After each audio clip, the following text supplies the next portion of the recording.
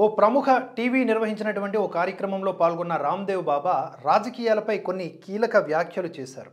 అందులో ప్రధానంగా అసదుద్దీన్ ఓవైసీ గురించి ఏదైతే మాట్లాడారో అది టాప్ ఆఫ్ ది లైన్ అన్నమాట. అసదుద్దీన్ ఓవైసీ ఎంత ఎక్కువ మాట్లాడితే ప్రధాని మోదీకి బీజేపీకి అంత లాభమని ఆయన వ్యాఖ్యానించడం ఆసక్తికరంగా మారింది.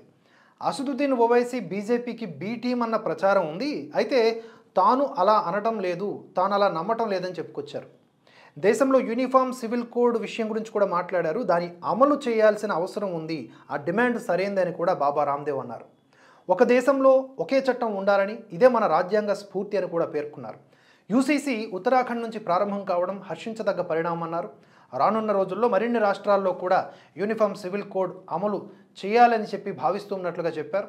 దేశం కంటే ఏది గొప్పది కాదని వ్యాఖ్యానించారు. అయితే దీన్ని అసదుద్దీన్ ఓవైసీ వ్యతిరేకించడం సరికాదని చెప్పారు. అసద్ మెలికలు తిరిగిన వ్యక్తిగా ఎద్దేవా చేసిన బాబా రామ్దేవ్ ఆయన పూర్వీకులు కూడా దేశ వ్యతిరేకులంటూ ధ్వజమెత్తారు.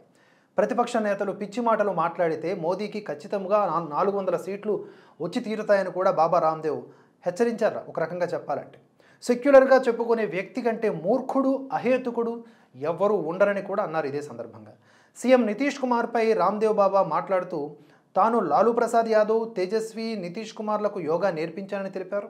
గతంలో లాలూ కూడా యోగా చేసేవారని, కానీ మధ్యలో రివర్స్లో చేయడం ప్రారంభించారని వ్యంగ్యంగా ఎద్దేవా చేశారు. ఇప్పుడు తేజస్వి బాగా యోగా చేస్తున్నారని కూడా అన్నారు. సనాతన వారసత్వంలో దేశంలో నిరంతరంగా అభివృద్ధి పనులు జరుగుతూ ఉన్నాయి. భారతదేశం అభివృద్ధి దిశగా వేగంగా దూసుకుపోతోంది. ప్రపంచంలోనే అత్యుత్తమ ఆర్థిక వ్యవస్థ కలిగిన దేశంగా భారత్ అవతరిస్తోంది. మనం మరింత కష్టపడితే వచ్చే 10 ఏళ్లలో భారత్ ప్రపంచంలోనే ఆర్థికంగా అగ్రరాజ్యంగా ఎదుగుతుంది.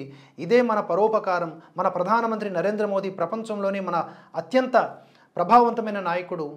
ఇదే మా అతిపెద్ద బలం అని ఆయన అన్నారు. దేశం ఆర్థికంగా సూపర్ పవర్గా మారడం గురించి కూడా బాబా రామ్దేవ్ మాట్లాడారు. దేశం త్వరలో ఆర్థికంగా సూపర్ పవర్గా మారుతుందని చెప్పారు.